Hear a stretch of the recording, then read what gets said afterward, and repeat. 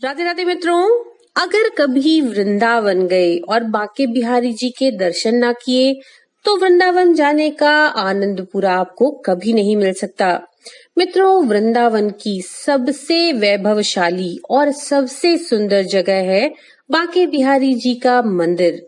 इस मंदिर में बिहारी जी की काले रंग की प्रतिमा है और इस प्रतिमा के विषय में ये मान्यता है कि इस प्रतिमा में साक्षात श्री कृष्ण और राधा जी समाये हैं। इसीलिए इनके दर्शन मात्र से राधा कृष्ण दोनों के दर्शन का फल मिलता है। दोस्तों, इस प्रतिमा के प्रकट होने के पीछे एक बहुत ही रोचक सी कथा है।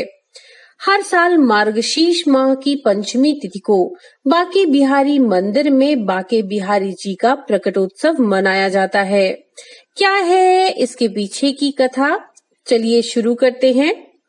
संगीत सम्राट तानसेन जी के गुरु स्वामी हरिदास जी भगवान श्री कृष्ण के अनन्य भक्त थे। इन्होंने अपने संगीत को भगवान को समर्पित कर दिया था। वृंदावन में स्थित श्री कृष्ण की रासस्थली निधिवन में बैठकर भगवान को अपने संगीत से ये रिझाया करते थे। भगवान के भक्ति में डूबकर हरिदास जी जब भी गाने बैठते थे तो प्रभु में ही लीन हो जाते थे। इनकी भक्ति और गायन से रिझकर भगवान श्री कृष्ण इनके सामने आ जाते थे। हरिदास जी मंत्रमुग्ध होकर श्री कृष्ण को दुलार करने लगते थे। एक दिन इनके एक शिष्य ने कहा, आप अकेले ही श्री कृष्ण के दर्शन का लाभ पाते हैं, हमें भी तो सांवरे सलोने का दर्शन करवाइए।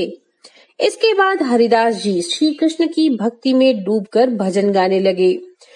उस दिन राधा कृष्ण की युगल जोड़ी प्रकट हुई और अचानक हरिदास के स्वर में बदलाव आ गया और वे गाने लगे, भाई री सहज जोरी प्रकट भई जुरंग की गौर श्याम घन दामिनी जैसे, प्रथम है होती अब हूँ आगे हूँ रही है ना टरित है तैसे, अंग अंग की उजकाई सुघराई चतुराई सुंदरता ऐसे, श्री हरिदास के स्वामी श्यामा पुंज बिहारी सम वैसे वैसे।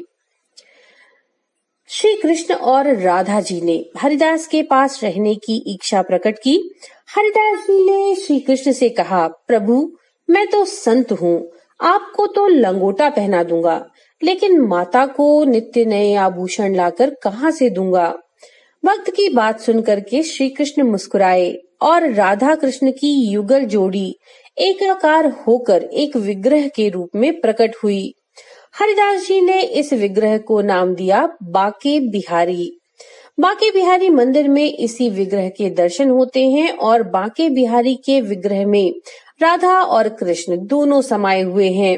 जो भी श्री कृष्ण के इस विग्रह के दर्शन करता है उसकी सभी मनोकामनाएं पूरी होती हैं और भगवान श्री कृष्ण अपने भक्तों के सभी कष्टों को हर लेते हैं।